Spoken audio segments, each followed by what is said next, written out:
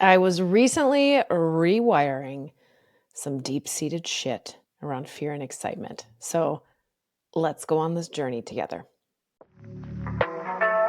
Welcome to the Crazy Ex-Wives Club, a podcast dedicated to helping women navigate the emotional journey that is divorce. I'm your host, Erica, and if you're trying to figure out life after the big D, welcome to the club. Whether you're contemplating divorce or dealing with the aftermath or any of the many phases in between, the club has got you covered. Each week, you'll hear stories from women who have been in your shoes. This isn't about spilling tea on divorce details. This is about giving you the tools to take control of your own healing journey. Listen in weekly for advice, tips, and tools to help you move through each stage of the process.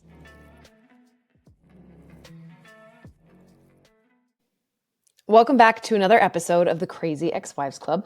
I'm your host, Erica, and today we're going to try doing something a little bit different because over the weekend, I was deep in healing some shit that I want to tell you more about. But in my active processing, I was jotting down notes on my trusty phone because, you get into a space like driving down the freeway where your mind is engaged in watching the road and doing what else is happening. And that's kind of like my jam for tuning into some deep healing. So the best I could do was talk to myself in notes because I didn't have you here to record with. So we are going to go through this together today. All right. So I think we can all relate. When there is something big and exciting that you are looking forward to, that you really want to happen, that has high stakes, right? Maybe it's a new house that you're looking at. Maybe it's a new job. There's high stakes because you think that this thing is the thing that's going to make you happy. And what happens is our mind shows up and says, whoa, it's not safe.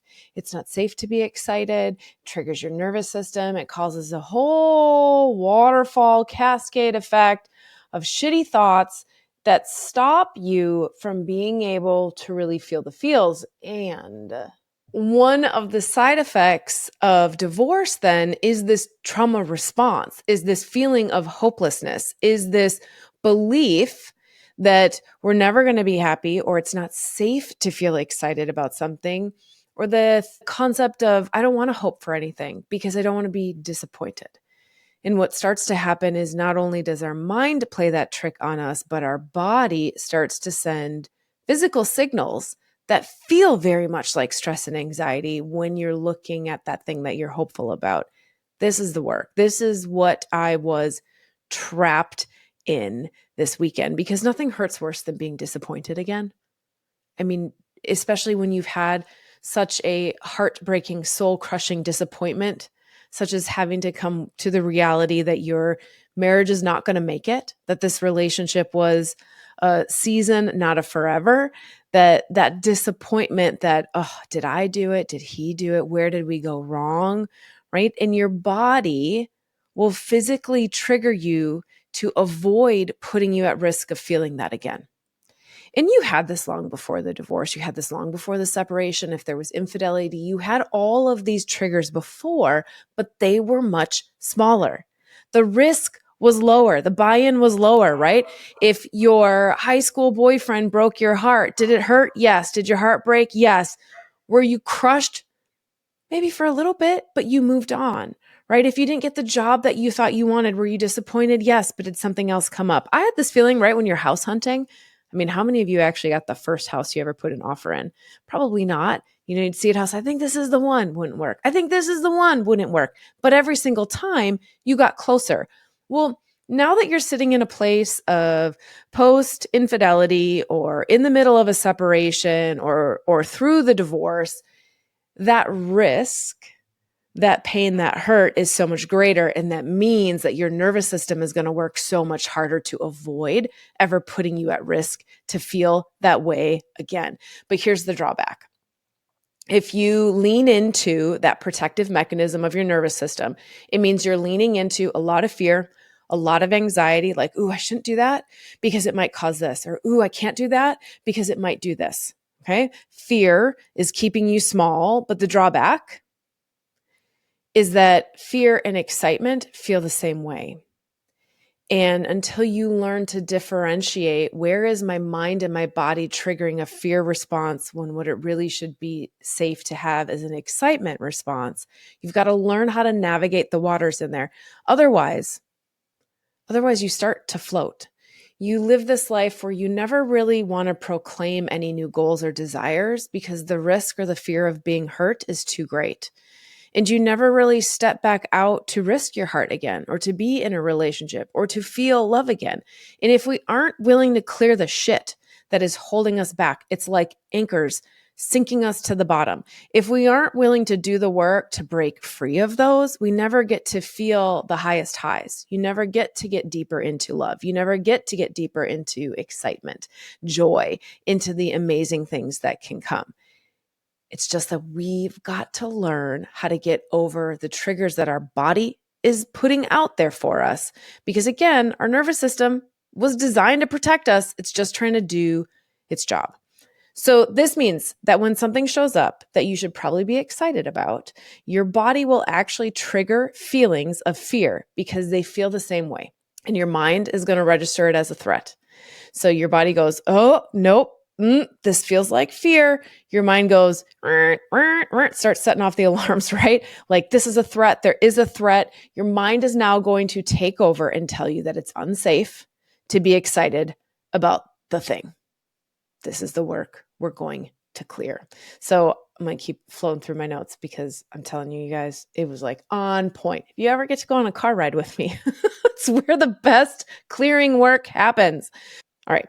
So in my life, something recently really exciting, something I have been looking forward to, started to come to fruition. Now, this had been something that I'd been working on for over a year. It was something that at first I was actually pretty unsure about. So I was like 50-50. It could go either way. As the year continued to progress, I got more clear on what my real desires were, right? I found that I really did want this thing that at this point was just an idea. It just was a hope. I wanted to bring it forward and manifest it, if we are allowed to use that word, but manifest it in its physical form. It means that I had to take action. I had to be lined up. I had to be moving things forward to bring this thing to life. Well, the more times it didn't happen, the disappointment started to get bigger. And this was my first sign that I was like, okay, I guess I do really want this thing. Then I need to shift my focus into bringing it to fruition, into being called towards guided or inspired action. What do I need to do in my own life to bring this into its physical form? But I refuse to really put a stake in the game. Is that even the right skin in the game? Stake in the ground? Probably.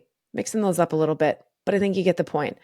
I refuse to really make a claim that it was what I wanted. So what happened is every time something would move forward towards its becoming true, my system would start to be like, oh, there's a risk. There's a risk if it looks like it's going to come true. If it doesn't, you're going to be hurt again. There's a risk. And it would start to trigger me to stay real neutral. Okay, well, whatever happens, happens. I can be happy either way. Everything will be fine, right? How many of you have played this game? There's something you really want, but you almost like talk yourself out of it. So I refuse to really make a claim. I refuse to really like put a stake in the ground and say, this is what I want. And because this is what I want, I am willing to take action to make it a reality. All I could see, all I was stuck in was that I didn't have it yet. And if I didn't have it yet, it means there's something blocking it, some reason. Well, and officially it's me, right? It's me not claiming what I want and being willing to take the action to get there. Now, I think I'm taking the action. I'm staying free flowing. I'm staying open to inspiration and ideas. I totally would love for this thing to show up, but I'm almost putting it on somebody else or the universe to bring it to me. If it's safe to have, you just make it come to me. That's not how this stuff works, right? Like attracts like. You're going to bring in experiences and people and jobs and opportunities that are aligned with where you're at right now. If you don't claim what you want, you can't be moving towards what you want. So here's where I am on Saturday. I'm literally sitting on the precipice of this thing becoming a reality. It was like 3 days of, is it really true? I don't know. Is it true? I don't know. And all day long, back and forth, what was happening is the anxiety was getting more. My body was filling with apprehension, right? Every time I checked my email, there was more triggers of worry, of doubt, right? Like I couldn't breathe. My chest felt heavy. My skin gets this like crawly feeling down it. I felt real antsy. I couldn't just settle into things. That's worry, right? That is your nervous system triggering a physical response that you can feel in your body because your mind is choosing to perceive something as a threat. Now, was any of it a threat? No, checking my email, right? What if I can show up and instead and say, let's see if it's arrived yet. Let's see if this is the right time. Instead of, it might be taken away. This thing, I might lose this thing that I actually do really, really want, but I'm afraid to say that I want. So when I noticed that this is what was happening, right? And you guys, it's been months, and you guys, this is my jam. And so it sneaks up on us little by little. And we think that we're doing the right thing by staying neutral, by staying in the middle, by saying, hey, I'm cool either way. I can be happy going down this path. I can be happy going down this path.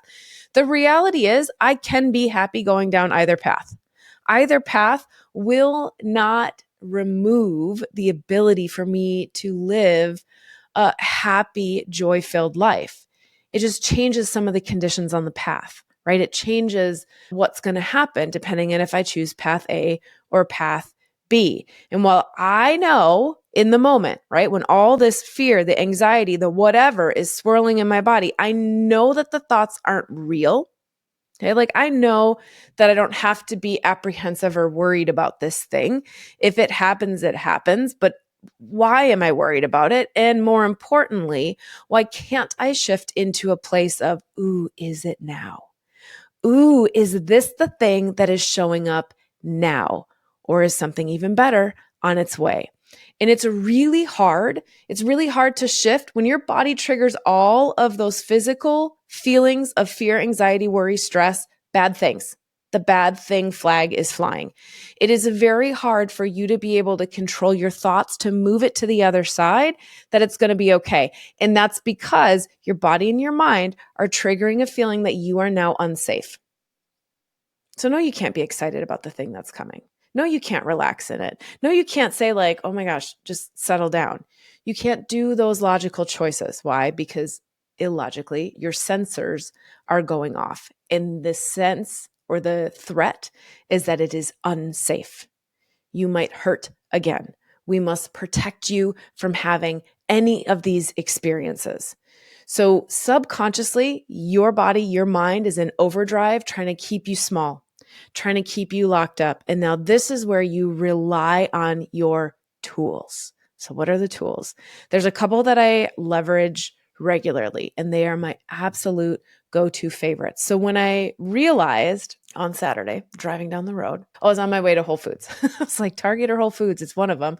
So driving down the road, and I realized, oh, you actually do really want this thing. You really, really do want this thing. And your body is triggering these feelings of anxiety because it is afraid.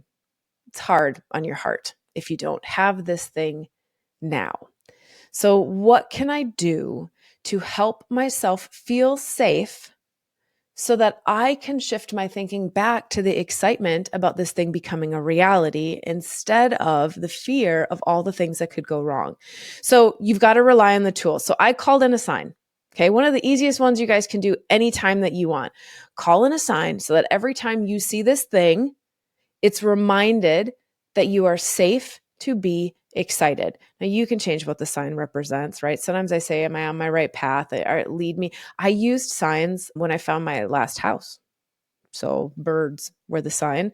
And it was very interesting to watch when birds showed up in other people's houses or when they were outside or when they were in artwork on the walls. But I knew that that sign, if I stay aware for the sign I'm calling in, does it change anything big? Did I buy a house with a bird in it? No. But every bird that showed up in my house hunting journey got me clearer to what I wanted to have. Okay. So call in a sign. So this time I called in a sign and I said, okay, when I see this thing, Sunday was eagles. Okay. I see a lot of eagles, you guys. No, it's not always a bird, but birds are fun because they're always all around, but eagles. So every time I see an eagle, it means that it is safe to be excited about the good things that are coming. All this means is that when that eagle flies by overhead, or there was an eagle painted on the side of a wall, or there was an eagle carved in a tree at somebody's house, it was that little quick hit where I could see it in the present moment, and my system went, oh, ooh, it feels good to be excited about something. I don't have to think anymore about the thing that I'm trying to bring into my physical reality. I just have to have a point that I can steady myself around, right? And that's all that a sign does.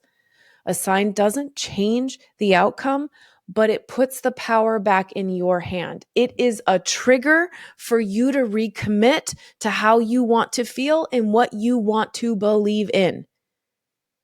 You want to call in that, you want to call in the right relationship. You want to call in the right help for your kids. You just want to know that you're doing the right thing right now. Ask for a sign. Pick what your sign is. Allow it to show up. When that sign shows up, sit in the appreciation like, oh, okay, I'm going to be okay. This is going to be okay. My sign showed up. I saw it. I can regulate my energy and regulate my nervous system so that I can continue to take action towards what I want. Now, the other thing that I did is I tuned into my breath. Now, your breath is the only conscious way that we have to activate our parasympathetic nervous system. Your nervous system is comprised of two parts: parasympathetic, sympathetic. Parasympathetic, rest, digest, relax, unwind. Sympathetic, fight, flight, freeze, fawn, take action. Okay. So we already said your body triggered the switch in your nervous system to put it on high alert into your sympathetic nervous system. This might be a threat. You might get hurt. Things could go wrong. You are not safe. To get out of that side of your nervous system, we need to trigger the parasympathetic. That's where, you guys have heard me talk about it. I got two that I love. Take a flippin' nap. Love it. If it's possible, take a nap. Meditating is much like taking a nap. You're finding the space in between. But if you're having a lot of anxiety, it's really hard to sit still. Take a nap. Same thing. Wake up, be a little bit more clear, be a little bit more grounded. Okay. It's a reset. But the one that I used, because I was driving down the road, was my breath. You can't tell your heart to beat slower. You can't tell your nervous system to relax. You're tension and you're not breathing very well, right? Tell your breath to breathe in through your nose, out through your mouth. Allow that tension, breathing in through your nose, out through your mouth. Drop it out. Allow that tension to start to move through. So your breath, when you start to use it, triggers that rest and relaxation side of your nervous system. Oh, it's okay. It's safe to take a deep breath. Okay, that felt good. Okay, it's okay to take another deep breath. It's shifting you out of that fight or flight and into a more calm state. But most importantly, I had the divine download that staying in the present moment was the only way to get rid of the fear. Okay, staying in the present moment means that the pain of the past, the grief, the sorrow, the regret, and the fear of the future, what's going to go wrong, how bad is this going to hurt, what's going to happen to me. If I can stay in the present moment, neither of those things can affect me, because neither of those things are true when you're actually in the present moment. Your past cannot haunt you. If you are in the present moment, staring at, right now I'm looking at a tree outside my window. I can hear some birds singing in the front yard. Present moment, oh, look at that tree waving. I'm not thinking about past regret. I'm not thinking about future worries. I'm just here. And that is one of the most powerful tools as you're navigating massive transition, because you don't know what you're going to want or who you're going to be in a year. You need to stay in the present moment and tune in to who you are so that you can start to build that path forward. All right. So staying in the present moment means that the fear and the worry, the uncertainty about the future, it cannot bother you. And the present moment is key to being free of all of the emotions of the past and the future that haunt us. I was heavy into a present moment practice when I was going through my separation. So my 2-year separation, first year, heavily only was open to the fact that I was going to save this marriage. Single-handedly, I was going to save this marriage, right? And so I was afraid to think about anything else. So every time I thought about what was really happening, he didn't live at the house anymore. We weren't in a relationship anymore, but we weren't moving forward. That caused a lot of fear and anxiety. So I would get to the present moment, use my breath first. After I've used my breath, then I listen to speakers who are really focused on manifesting and grounding and consciously creating the life around you. Loved the message. The message felt good in my body. I'd put it on. I'd listen to it all day long, right? Present moment. So how do you stay in the present moment? Because it's so darn fleeting. I mean, the present moment, while it's always the same, is also always updating itself, right? So I think the most annoying part about staying in the present moment is you have to keep doing it again and again and again. It's not like a degree, like, oh, look, I learned the mindfulness technique. I know how to be mindful. I know how to mindfully eat my dinner. Guess what? You got to eat every meal mindfully. It's not a thing that once you did it, then it's done and you can just move on. It is a tool that you will continue to rely on when you need to bring yourself back to the present moment. So what does it look like? Staying in the present moment is the ability to think out as far as you can, but only as far as still feels good and solid and safe and comfortable. So right now, in the peak and the height of this subconscious worry, anxiety, fear that's going on in my world, I could only stay present for about the next hour, and that's fine. If you've been struggling to find the right support to help you figure out what your next step is, the club is your answer. Launching this summer, we'll be hosting a private divorce group for you to get the support, the inspiration, and the guidance you need to be able to find the answers for you to finally move forward. No matter if you are unhappily married, trying to figure out what those next steps are, or in those early phases of separation and divorce where it feels like a constant uphill battle and you just want to get your feet underneath you, the club is going to be your place. Every single month, I offer support calls, networking calls to meet other women, and a signature program to guide you from confusion to clarity. On top of that, my most favorite part is every quarter, I'm going to send you a healing gift. You get a kit full of tools, support items, things to help you on your healing journey. The club is going to open up this summer, so make sure to get on the wait list. The link is in the show notes so that you have early access.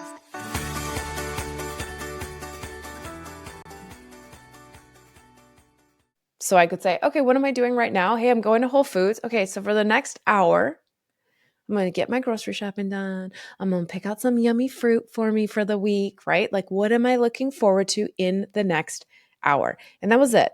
I couldn't start to think about the next week, the next month. Now, were those ideas popping up? Yes, because if this thing becomes a reality, if it comes to life in physical form, it will change everything in a really good and positive way. So it's really hard not to be excited and dream forward.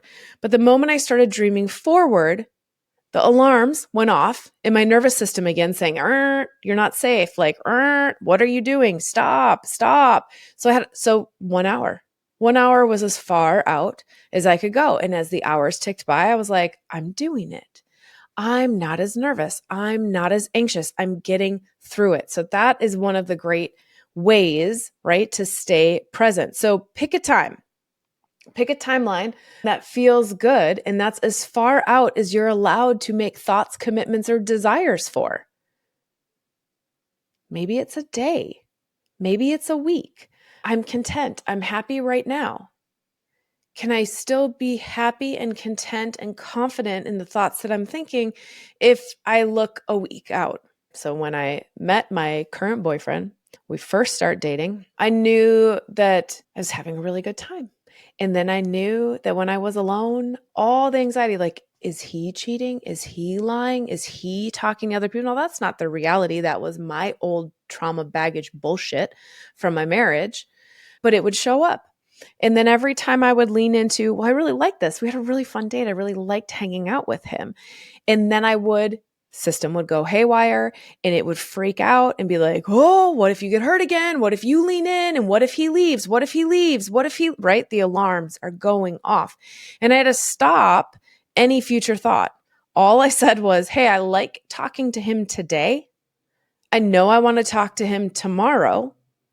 And for the first few months, that was all I could commit to. And eventually it became like, hey, I like hanging out with him this month. And I really still want to be hanging out with him next month. So as you do this, as you bring yourself back to the present moment, you become more stable in the thoughts you're thinking. They build momentum, right? They build intensity. You can now hold that feeling longer. You become more confident in it, and you can start to stretch that dreaming projection out, right? Now I can dream about what our next year looks like. Now I can dream about what the future looks like, but I couldn't in the beginning because it was too scary. It was too scary to put myself at risk of losing something, of being hurt again in something. And so bring it down, dial it down to how long can you hold those good feeling thoughts about what's going on. Is it an hour? Is it a day? Is it a week? Is it a month? So you are going to hold the present moment. And this is every time your thoughts start running to the future. Oh my gosh, what's going to happen to my kids? Pause. How are my kids today? We're having a good day today. What am I looking forward to this week with my kids? Oh, we've got, a birthday party or an event or a play date or whatever this weekend. Right now, we're okay. I don't know what's going to happen in 6 months, but today we are okay. And we've gotten through everything that's going to show up. Bring yourself back to the present moment. Future tripping is going to happen. You are going to find yourself on a bad trip, worried about the future. Pause. Bring yourself back to the present moment. Am I happy in this week? Am I happy in this day? Am I happy in this month? Can I start to see a stable, happy future of hopelessness for things that aren't quite here yet? If it starts to feel unsafe, if it starts to feel wobbly, this is my favorite word, if it's wobbling, dial it back in. Bring it back to the present moment. Right now, I am fine. This is how we build momentum. Now, here's the cool thing. As you're building momentum in the right way, you only have to build momentum up to 51%. You don't have to go all 100. But you do have to get it to 51% because that is the point where your confidence, your energy, your projection of it, your actions that you're comfortable taking around it are lining you up towards what you want. Now, like attracts like. More things on that same wavelength can start to show up to support you. Your conversations with your friends will change. Conversations might start to be more productive. You might find an article or a book that supports you in your new way of thinking. Things will start to show up to help you keep that momentum going. And there are so many tools to help you stay in the present moment, right? Mindfulness practices are all over the place. Gratitude practices are all over the place. In fact, I just bought another gratitude journal. And I think we as a society have evolved a little bit past it. Same practice. We need to focus on what we have that we love to call in more of it. But I think the term gratitude, people are like, oh, it's become a bandwagon. It's become like toxic positivity, like fake positivity, because if you don't evolve with it underneath, it starts to feel like a thing you're doing just to do a thing. And the goal is to find things to help you tap into the good feelings, the joy, the safety, the security. It can be a gratitude list every single morning. It absolutely can be 10 things that I love every single morning that bring me joy. Saved my fucking life. If you've never done it, buy yourself a journal. Every morning you write 10 things in that journal. color of my comforter, the light coming in the room, how soundly I slept, how comfortable my pillow is. I love the sound of my kid in the other room. It doesn't matter what it is. It doesn't matter how small it is, but you are going to jack that momentum up of being focused on the good in your life.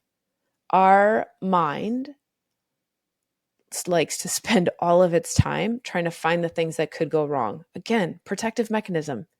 It's there to keep us alive. Our nervous system and our mind are designed to keep us alive. And if we are taking unnecessary risks, we don't get to stay alive. But we have lost the ability to understand and perceive when is it a real threat and when is it a fake threat. Okay. So my threat this weekend, that wasn't a real threat. Whichever answer comes to be will be absolutely fine. And the clarity that I know that I actually really want path B means that I need to get serious about taking action to bring path B to light. Now I have enough confidence and I'm anchored and rooted enough in knowing what I want that I can start to lean into that comfortably with more security, with more safety. It doesn't trigger the fear. It doesn't trigger the worry. But again, fear and excitement are going to feel the same way in the very beginning. All right. So now my top all-time go-to for anybody who is struggling with remaining present, because when you get good at it, it is really good to be like, oh, I'm doing the thing again. Okay. And you shift back into it and you repeat the pattern and you pick it up real fast. When you first start in, it's not that easy. This is a muscle you need to build. It's a new habit you're going to pick up and you're going to practice. So my top all-time go-to for anybody who's struggling. This is, so until you build a stronger ability to control your mind, is to use your five senses. Use your five senses for good, not evil. So just like your nervous system just hijacked your senses to tell you there was a threat, you are going to take back those five senses and you're going to identify five things that you see or feel or hear or smell or can touch. Use your five senses. Your five senses are the fastest way to drop you back into this very present moment. I don't care if you pick one of each. I don't care if you pick five of one. The easiest one, what are five things you see in front of you right now? List them. Go ahead, find five things. There's my water cup. There's a pack of new pens that I opened. There's my ring light. There's a tree outside. There's my monitor. There's my phone. When you do that, no matter how bad your anxiety, worry, fear, monkey mind is racing, when you go name five and you have to find five things in the room, it will bring you back to the present moment. It is like an instant halt. It's not going to stop forever, because remember, when your monkey mind, when your worry and anxiety are running that strong, that's a lot of momentum.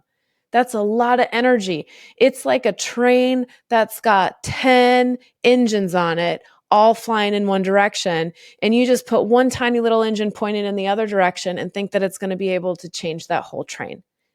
It can't at first, but it gives you a break until you can say, okay, do it again. Do it again. Find a stronger way, right? That's where maybe you're naming the five things, and then maybe you're putting on a song and you're moving and you're dancing. Maybe you're singing out loud. Lord, I sang a lot of Disney movies while I was going through my separation. There's nothing sparks more joy in my life than putting on Little Mermaid or Beauty and the Beast and singing at the top of my lungs. Now you have my deepest, darkest confession on how I get through low moments. But it works, right? It works. So there are a ton of tools. Use your five senses. When you find yourself future tripping, say, whoa, wait, I'm in the future. Bring you back to the present, right? Use your breath in through your nose, out through your mouth. When the sensations in your body hit, when it triggers you, and when you want to run, and when you're thinking about this thing that you were just so excited about, but now it is causing severe anxiety and fear in your body, lean in to those five senses. Okay. Go for a walk, do some deep breathing, that cold air on your face. You know, when you go outside, you're in the house and you just got to get outside, go move, you don't even have to run, but you can if you like to. I don't really like to run, but I will walk. What do you smell? Grab a bottle of essential oil. It's super cool. The whole power of your olfactory system. It's been a while since I've trained on it, but we used to teach a lot about essential oils in my previous career, and your body will be drawn to the aromas that it needs for balance. It'll change almost every single day. Using pure essential oils, real essential oils. I've got ones that I love. Feel free to message me. I am happy to send you a link for the ones that I love. But finding aromas that can bring you back, that can ground you. Aromas are also really cool because not only do they cause a physical sensation in the body, if you're using real essential oils, a high quality essential oil, they can actually have a physical response on the body. But the other cool part about essential oils is they create a memory response. It's like a little filing cabinet in your mind where when you smell something, it can transport you back to the memory when you experienced it before and the feelings that you were having. Again, can be used for good or evil, right? If you smell chocolate chip cookies and it reminds you of the chocolate chip cookies your grandma always baked, you're going to be transported back to summers at grandma's and like how loved you felt.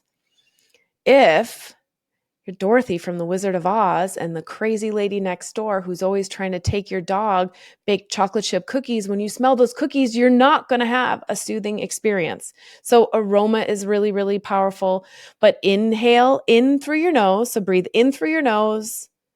What do you hear? Exhale out. What do you see? Inhale in through the nose, right? What do you feel? Exhale out. So find things in the room. 5 things that you hear, 5 things that you see, you can rotate them. But what you have to do is build a stronger pathway between your active physical self, knowing that you are safe in your mind and perceiving that it is safe.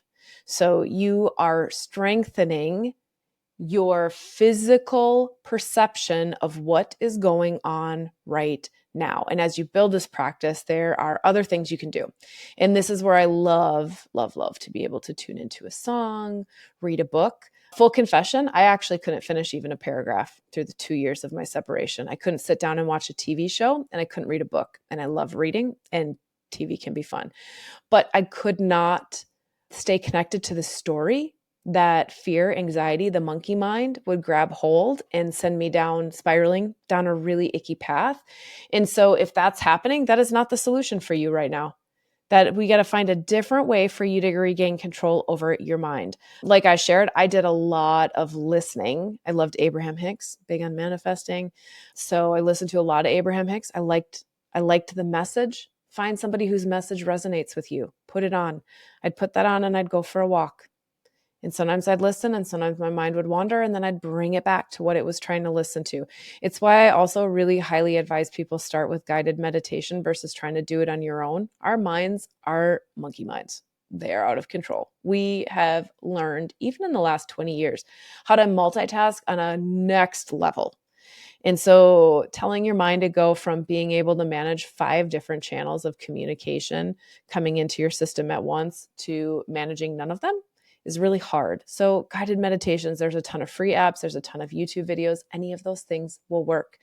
Find an activity that is engaging but not difficult. Like I just said, long drives in the car, right? You got to watch the road, you're engaged, but your mind has space to wander while you're doing that because you're actively watching the road, watching the other cars, but this mind back here on the back of your head can be like start to process and think through something. You can do the work subconsciously to become calm again in the present moment.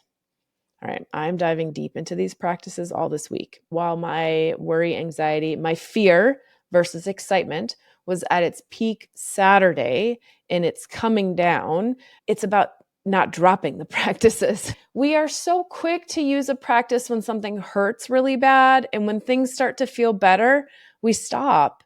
And that's why we get stuck in the middle ground. We never really push through to get to the next phase, the next evolution, the next up level, right? So active practice for you and for me this week, calm my nervous system. So I'm going to do a little sensory check-in, right? How's my nervous system feeling? Okay, we're feeling pretty good. Okay, great. We're feeling a little anxiety. Where does it feel tight? Where does it feel tension? So I'm going to do a scan. Then I'm going to calm my nervous system. I'm going to enable my mind to regain control over its sense of security because that is what the problem is. I'm not trying to pick path A or path B. Not the goal of calming my nervous system. Calming my nervous system is for me to be able to get back to a point where I say, you know what? I feel safe. I feel safe. I am secure. I am safe and secure right now, and I will be able to handle what comes up.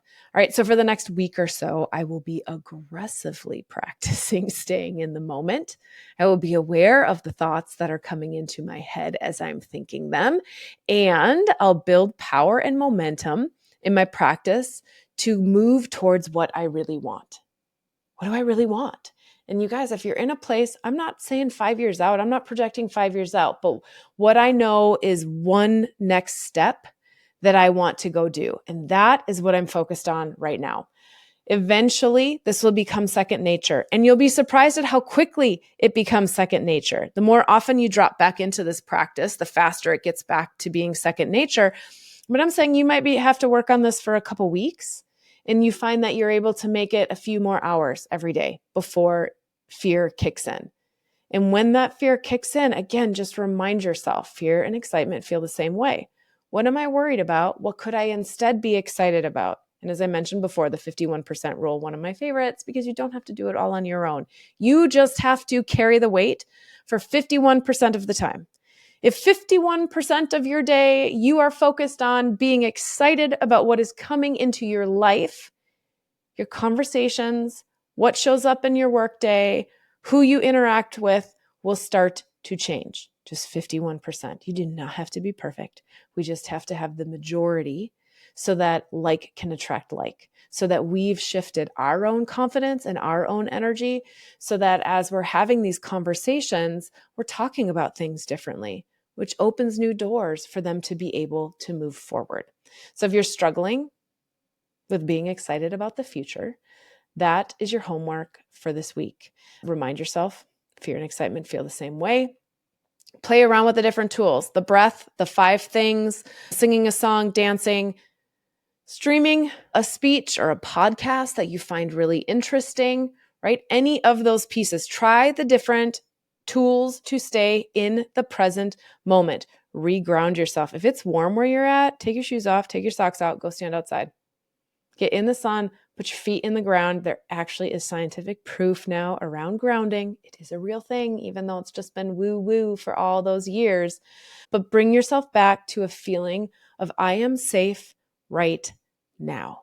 And when you can tell your body, like, body, calm the fuck down. I'm safe. Today I am safe. You're right. A lot of change is coming. Don't know what's going to happen. But today I'm safe and I'm smart and I know how to get through things. And I know that I am going to be able to find a solution. So I hope you enjoy this. That was the end of my rant on the car ride. I hope you guys found a lot of pieces in this one. This one felt so good to be able to share. It also felt so realistic. I think we forget, a lot of these practices are used ongoing in our life, but we heavily rely on them in moments of big transition, big change, big uncertainty. And when big uncertainty is threatening to take you under, it's where we get stuck. It's where we stop fighting or even trying to find an answer. You know how to live in the uncomfortableness or the reality that is your world today. But here's the truth. When you do that, when you say, meh, it probably just is what it is, and I'll just stick with what I know, the momentum will continue to build to bring you more clarity. If you do not claim what you want, you will continue to get more and more and more experiences until you figure out which way you really want to go, down path A or down path B. And once you get clear on which path, that's when we really start to leverage this fear versus excitement. So take this with you today. You guys, if you need extra help on this, please reach out. Drop me an email, roll over to Instagram, send a DM, leave a comment if this resonated with you. I cannot wait to hear how you are staying present. And until next week, give yourself some grace. You guys, this is big, heavy shit. This is big stuff. And so it's okay to be afraid. And now you know how to start to regain control when that fear hits. And that's it. Another great episode of the Crazy Ex-Wives Club, a podcast for women learning how to heal from their divorce. Tune in next week for more advice and tips to help you figure out life after divorce. And until then, give yourself grace, do the best you can, and know that this is all part of the process.